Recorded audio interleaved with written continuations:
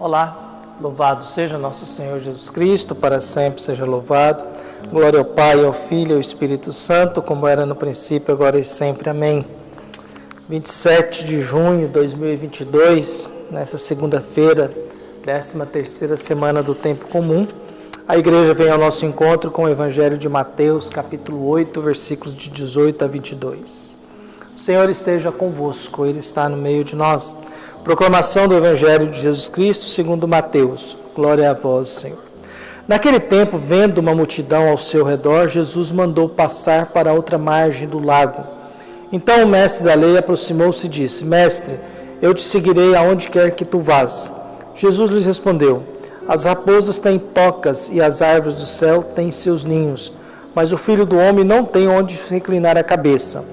Um outro discípulo disse a Jesus: Senhor, permite-me que primeiro eu vá sepultar o meu pai.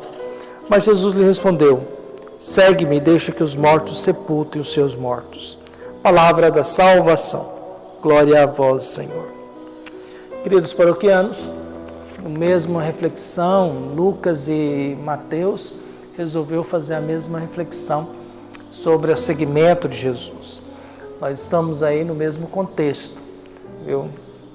De Jesus vendo a manifestação das pessoas, um fala calorosamente: eu te seguirei para onde quer que tu vás.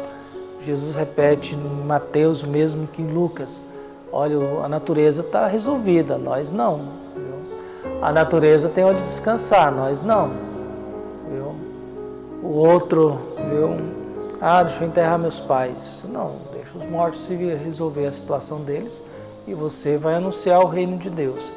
Quando a gente fala de seguimento de Jesus, a gente fica perguntando o seguinte: eu sei quem que é Jesus para segui-lo? Quando a gente fala que vamos seguir Jesus Cristo, o que eu sei a respeito de Jesus? O que eu sei dos Evangelhos?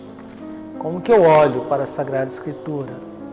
Quando eu falo de Jesus, que estou seguindo, quais são as minhas experiências cristológicas, jesuanas de Jesus? O que Jesus diz para mim e o que eu posso dizer a Ele? E dentro do contexto em que eu vivo, nas estruturas em que eu vivo, da realidade em que eu vivo, com as pessoas com que eu vivo, no contexto histórico, temporal, espacial em que eu vivo, como é que se dá isso? Como é que a gente convive nessa realidade? Qual que é o testemunho, os frutos que eu posso produzir seguindo Jesus? Porque seguir Jesus agora não é talvez ir para Jerusalém com Ele, também. Mas também seguir Jesus é dentro desse mundo em que eu vivo, o que eu aprendo de Jesus, que eu posso oferecer ao próximo, para que o outro seja alimentado pela minha experiência de fé. Para que o outro seja alimentado por aquilo que eu aprendi de Jesus e tenho obrigação de partilhar com o outro. Isso não significa que é um processo sem dor, que é um processo sem angústia, sem sofrimento, que é um processo que não machuca, que não dói. É um processo que machuca, que dói, que gera uma angústia dentro de nós, gera um cansaço, gera uma tristeza, que nos pede um rompimento, que nos pede uma insegurança. A gente nunca sabe se a gente está fazendo bem ou mal para essa paróquia. A gente nunca sabe se a gente, ao chamar a atenção de uma pessoa e convidá-la a observar certos comportamentos, se a pessoa está disposta a resolver e aceitar esta observação. Ou, em nome de não estar disposta, começa a agir de forma birrenta, mimada, ameaçar, fazer discurso de condenação, de julgamento. Um padre que já morou nessa paróquia disse que às vezes tem paroquianos que nos deixa doentes. E eu acho que tem verdade, viu? Acho que depois de 7, quase 8 meses aqui, tem paroquianos que nos deixa doentes, deixa os padres doentes. E olha que eu tento ser o mais preservado possível, o mais exemplar possível, o mais correto, o mais quieto, o mais transparente possível. Mas, às vezes, isso não agrada muito.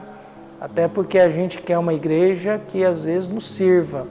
Mas nos sirva não no sentido de que nos ajude a encontrar Jesus, que nos dê uma coragem para que a gente viva seguindo Jesus na insegurança, rompendo com certas ligações afetivas, com certas ligações familiares, com certas situações extremamente caras no nosso meio. Estamos falando de morte de pai e mãe, estamos falando de morte dos pais, estamos falando da morte de gente importante. Como entender esse pedido de Jesus? Deixa os mortos sepultar os mortos, já estão mortos, não há nada mais a fazer. Você vai anunciar o reino de Deus. Você vai falar das coisas de Deus, do mundo de Deus, das realidades de Deus, daquilo que Deus quer de cada um de nós. E essa talvez seja a missão nossa. Nós temos sempre missas, e acho que missa é a coisa mais importante que tem numa paróquia. Quem se alimenta da Eucaristia é alguém que vai aprender a viver mais em paz, que não vai querer muito poder, que não quer muito ser centro das atenções, que vai fazer o bem por fazer, porque é assim, viu? Mas quem não, aí começa a se alimentar da ideologia, a reivindicar posturas.